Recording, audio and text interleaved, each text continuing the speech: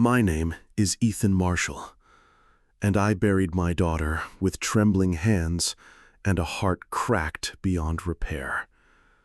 The sky was an unforgiving gray that morning, mirroring the weight pressing down on my chest as I stood over Sophie's tiny grave. She was only 5, too young, too bright, too full of life to be reduced to a wooden box and soil. I placed her favorite teddy bear beside her, the one she never slept without, its worn fur still carrying traces of the vanilla-scented lotion she used. I thought grief would be the hardest part of the day, but I was wrong. It was Vanessa's absence that nearly brought me to my knees. The mother of my child, the woman who once swore she'd never leave Sophie's side, wasn't there. Not because she couldn't handle the sorrow, not because she was hospitalized with grief. No, Vanessa was in the Bahamas, wrapped in the arms of a man named Eric, her business partner. While I delivered a eulogy with a shaking voice, she was sipping from a coconut under the sun. The confirmation came an hour before the funeral began. A photo pinged into my phone from an unlisted number. It showed Vanessa reclining on a pool chair, her sunglasses tilted just enough to reveal the careless gleam in her eyes. A tanned man lounged beside her, hand possessively on her thigh, as if my daughter's death was a liberation, not a tragedy. The caption read simply, "Figured you should know where she really is. A concerned friend." For a moment, I stood frozen in the vestibule of the church, the photo burning into my retinas. My throat dried, my heart raced. I'd spent weeks preparing myself for this funeral, but nothing could have prepared me for that image. I'd expected heartbreak. I didn't expect betrayal. I'd told myself Vanessa was just grieving differently, that her silence during Sophie's final hospital stays was emotional paralysis, that her sudden business trips were attempts to process loss. But now the truth sat in the palm of my hand, undeniable and cruel. Still, I walked into that church alone. I gave the eulogy Vanessa should have delivered. I placed the flower Vanessa should have picked. I held my daughter's memory in my arms, while her mother held a cocktail in paradise. That day, the world thought I was mourning one loss. They didn't know. I was mourning too. The whispers during the funeral clung to the chapel's walls like smoke, thick, suffocating, inescapable. They didn't have to speak loudly for their words to cut me open. Why isn't the mother here? Maybe she's too heartbroken to show up. I heard she didn't even call him. Every murmur felt like a pin driving deeper into the already cracked armor of my grief. But I didn't need their pity, and I certainly didn't need their speculation. I knew exactly where Vanessa was, on a sunlit beach, her toes buried in imported white sand, while I stood over our daughter's coffin. I had lived in denial for too long.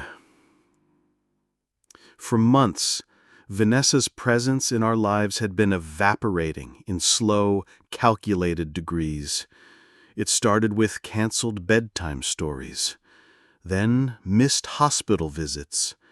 She used words like overwhelmed, exhausted, and emotionally fragile to justify her absence. But every time I looked into Sophie's eyes that held more courage in their small glimmer than most adults could ever fathom, I saw who truly carried the burden. Sophie never complained, even when the chemo made her too weak to speak. But Vanessa, she fled. She called it work. When Sophie was admitted to the pediatric oncology ward for the 3rd time, I remember asking Vanessa if she could rearrange her client meetings to be there for the test results. She promised she'd try her best. Try her best. What kind of mother tries to be present when her daughter might not live to see her 6th birthday? But I accepted it. I chalked it up to a different coping mechanism. I told myself we were just grieving differently, that Vanessa's silence wasn't neglect, it was survival. I was wrong. The truth hit me with every step I took down the aisle to Sophie's casket. She wasn't coming, not because she was grieving in private, but because she had already moved on, emotionally, physically, romantically. I stared down at Sophie's white casket, the blue ribbon wrapped gently around it, and I felt something shift inside me. Beneath the grief, beneath the exhaustion, a new emotion took root. Betrayal. It wasn't just about Vanessa being absent. It was about everything leading up to that moment. The late-night calls she stepped out to take, the business trips that started lasting longer, the disconnect when I tried to talk about treatment plans or pain management for Sophie. Vanessa would just nod and look at her phone. Even Sophie had noticed. One night, just weeks before she passed, she looked up at me from her hospital bed and whispered, "Why doesn't Mommy hug me anymore?" I had no answer. Now I knew. As the pastor spoke about Sophie's love for baking and her obsession with drawing rainbows even in black and white, I clenched my fists in my lap. I wanted to stand up and scream.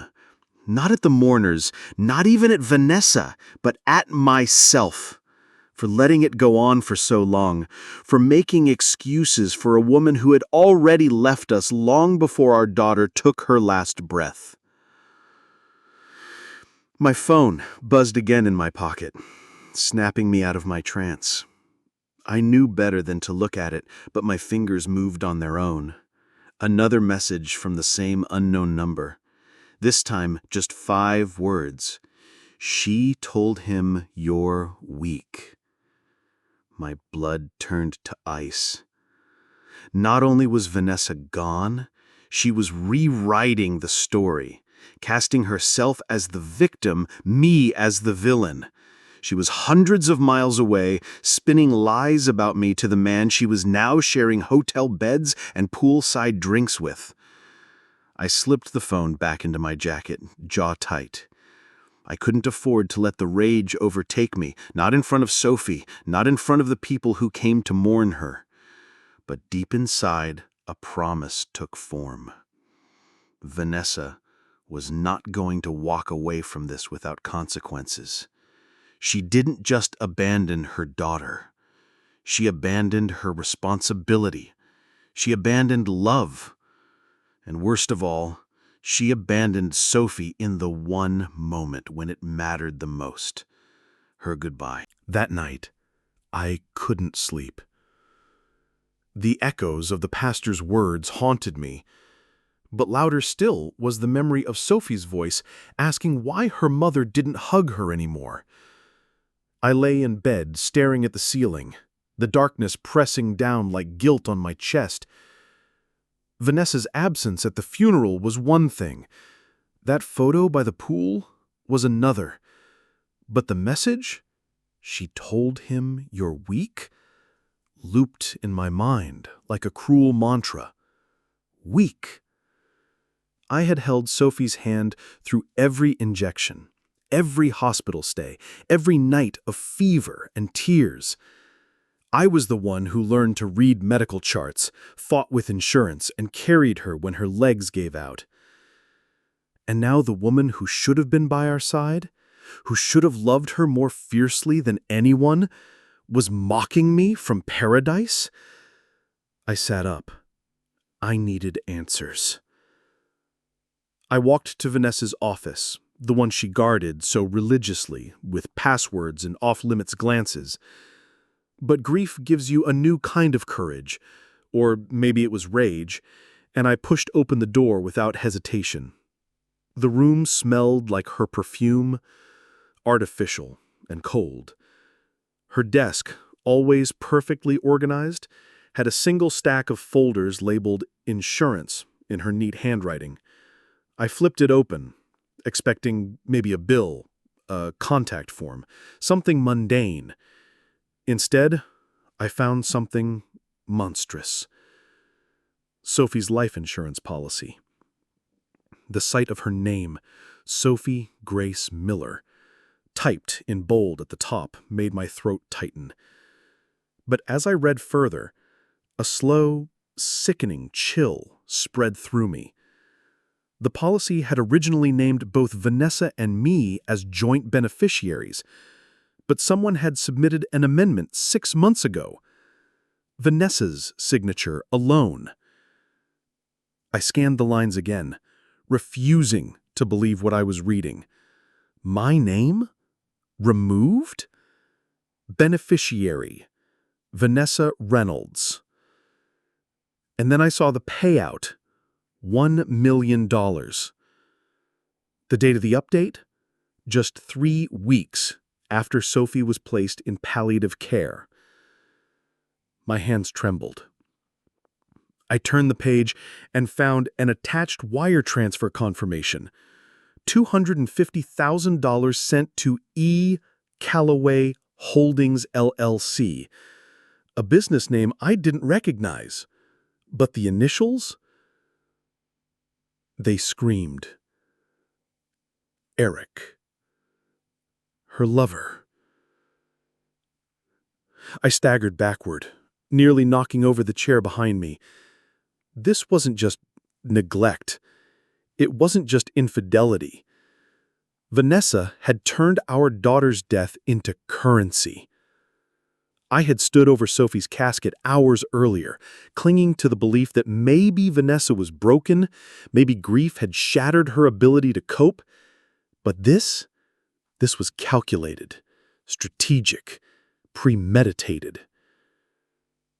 She had insured Sophie's life and then silently written me out of everything, not just emotionally, but financially, legally, existentially. I flipped to another page.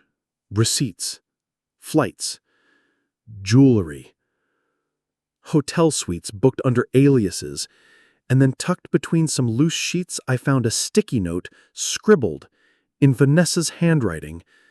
Finalize Maui documents. Eric needs deed copy. My vision blurred with fury. Sophie hadn't been dead 2 weeks, and Vanessa was using her insurance payout to buy property in Hawaii with the man she cheated with. It wasn't just betrayal. It was desecration. I clutched the folder to my chest like evidence from a crime scene. Because that's exactly what it was. I sat on the floor, back pressed against the wall, gasping for air like I was drowning. And then something inside me snapped. I stood, walked to the bedroom, and stared at our wedding photo. Vanessa was smiling, her eyes filled with a kind of ambition I used to mistake for passion. I tore it from the frame. You don't get to erase me, I said aloud. My voice was low, shaky, but laced with a promise. This wasn't just about Sophie anymore. This was war. I didn't sleep that night. Instead, I printed every piece of paper I had found in Vanessa's office, spread them across the dining room table, and stared at them like a battlefield map. My mind was racing.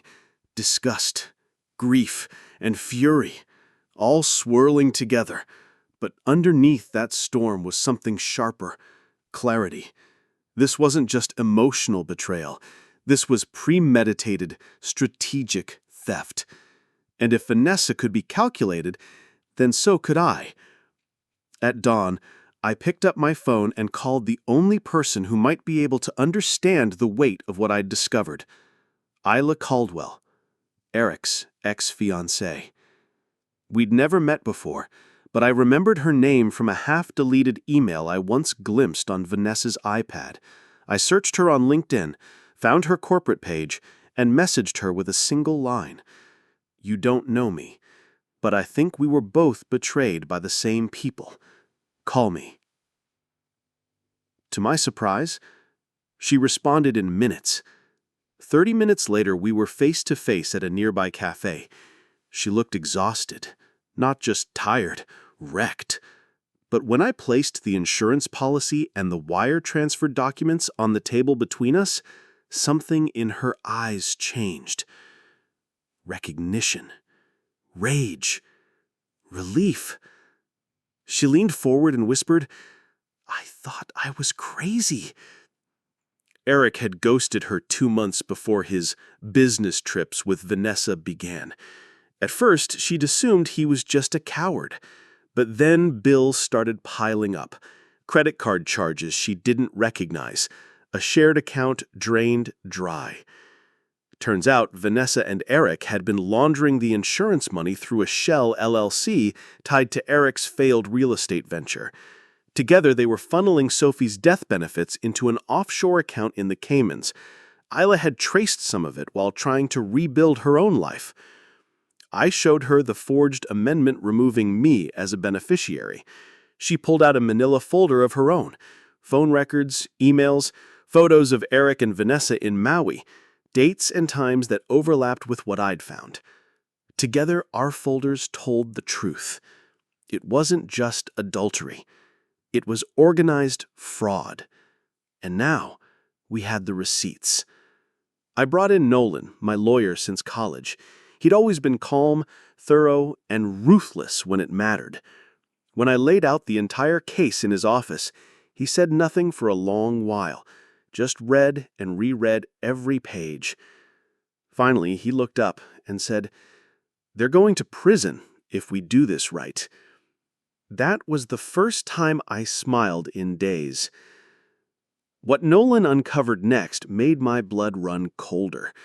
Forged documents tied to our family home. Vanessa had submitted a fake transfer of title, one with my father's signature on it. The problem?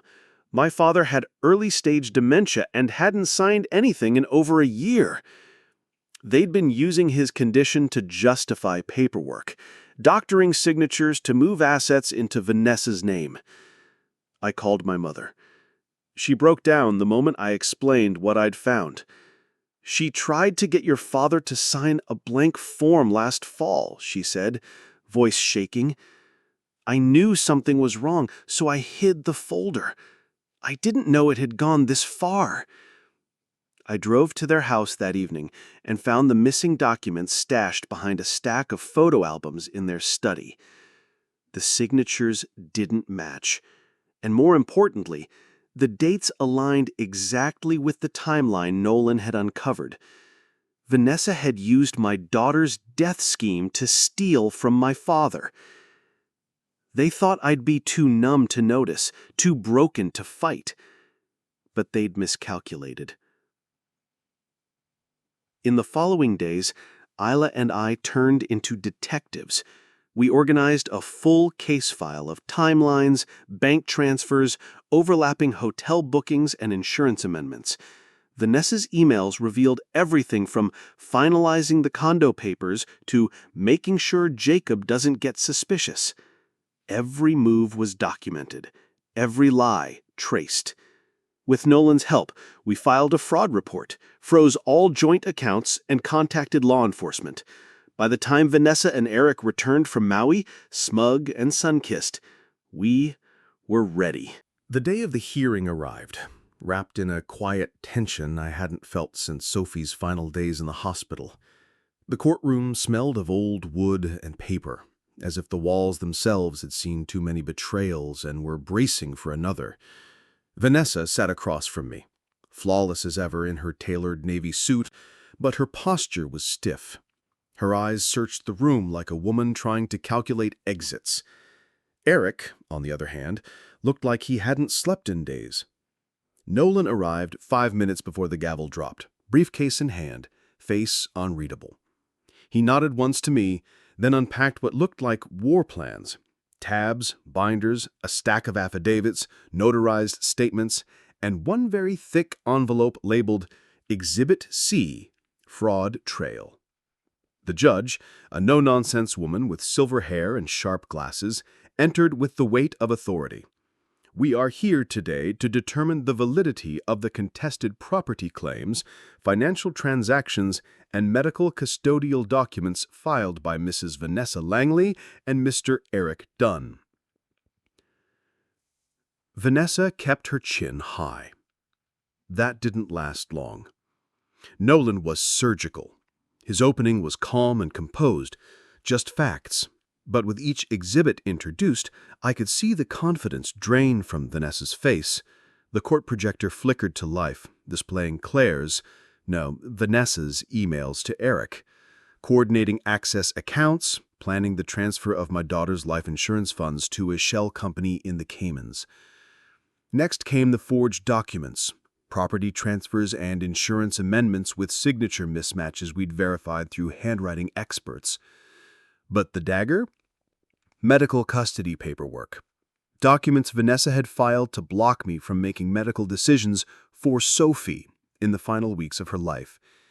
She had manipulated court clerks, forged a judge's timestamp, and expedited control, all while telling me the hospital just needed to protect Sophie from stress.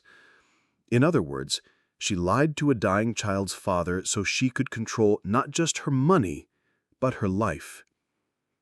Across the aisle, Eric began to fidget. Then he broke. Under cross-examination, he folded like damp paper. The DA had quietly offered him immunity for full cooperation, and Eric took it. Through a trembling voice and tearful stammers, he admitted to everything. Vanessa's manipulation, the money trail, the pressure she put on him to cut off Sophie's family from treatment updates. How Vanessa planned the timing of Sophie's insurance claim weeks before her death. There was a sharp gasp in the courtroom. Even the judge's expression wavered. "She said," Eric stammered, "she said it'd be easier once Sophie was gone, that we could finally live." The silence that followed was unbearable. Vanessa didn't flinch, but her hands were trembling.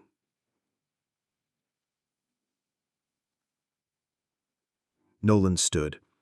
"Your Honor, we ask that all pending transactions involving Mr. Langley's family property, savings, and insurance disbursements be immediately frozen and placed under independent review. We also request that custodianship of the Sophie Grace Foundation be formally assigned to Mr. Langley, and that charges of medical fraud and forgery be reviewed for prosecution." The judge leaned forward, her voice calm but slicing. "Mrs. Langley, do you have any rebuttal?"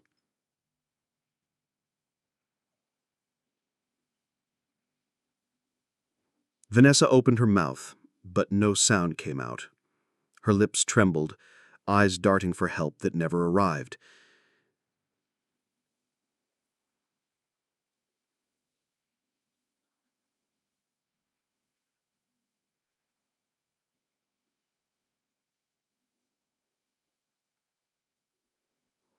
Eric didn't even look at her. "I'll be issuing an injunction effective immediately. Mr. Langley, the house remains your legal property. All jointly held funds will be audited, and the Sophie Grace Foundation," she paused, then softened, "will remain intact under your name and vision."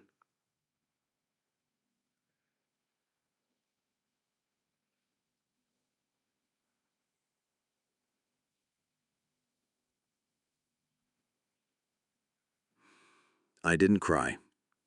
Not then. But something cracked in me. Not pain, not even relief. Recognition. In that courtroom, for the first time since Sophie died, someone saw the truth. Not the version Vanessa painted, not the gossip. The truth. When court adjourned, people didn't avoid my eyes anymore. They didn't look at me with pity. They looked at her with disgust. As Vanessa exited the courtroom alone, not a single person followed. No hug, no defense, no redemption. And when she passed by me, I said nothing. Not because I had nothing to say, but because she no longer deserved to hear my voice. That night, I returned home to silence. But this time, the silence didn't feel like loneliness. It felt like peace. The next morning, I visited Sophie's grave with a small stuffed unicorn in my hand, the same one she slept with every night in the hospital. I sat beside her headstone for hours, telling her everything. About the trial, about the foundation, about how her name would now help children like her, about how love, even shattered, can rebuild something stronger. I kept my promise. I protected your name. And for the first time in months, I didn't feel broken. I felt whole. I visit Sophie's grave every Sunday. Her name is carved in soft stone beneath the curve of a delicate butterfly, a symbol of transformation, freedom, and quiet resilience. I bring fresh daisies, the kind she once insisted smelled like happiness. I sit on the grass, read her letters. People write to the foundation and sometimes just talk to her, like she never left. Because in some ways, she hasn't. What began as betrayal, shocking, cruel, and calculated, became a journey that forced me to unravel every lie, every manipulation. From Vanessa's absence at Sophie's funeral, to discovering the forged documents, to that final courtroom showdown where I reclaimed both justice and dignity. Every step was drenched in pain, but every step mattered. Rage nearly consumed me. It would have been so easy to stay bitter, to let vengeance be the only fuel I burned. But Sophie deserved more than that. I deserved more than that. So I chose to fight, not just to punish the guilty, but to protect the innocent. To ensure Sophie's name lived on, not as a headline in some legal scandal, but as a light for families facing the same darkness we once faced.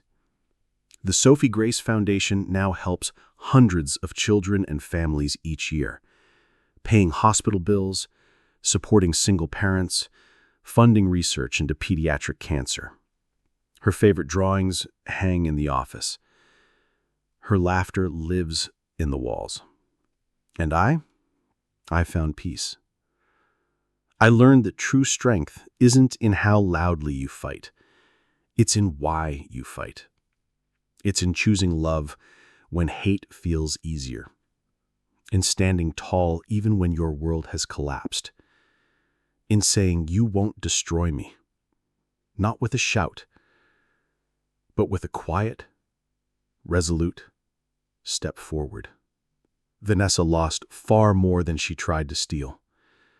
Her lies cost her the very thing she thought she could fake: legacy. But my daughter, her legacy is real. It's alive. And it's changing lives every day. If this story moved you, if you've ever felt betrayed, broken, or like justice was slipping away, I hope this reminded you that you are not alone. And you can rise. Leave a comment and tell me your story. And if you'd like to see more stories of strength, redemption, and truth, subscribe and hit that notification bell. We don't just share stories here. We build hope, one voice at a time.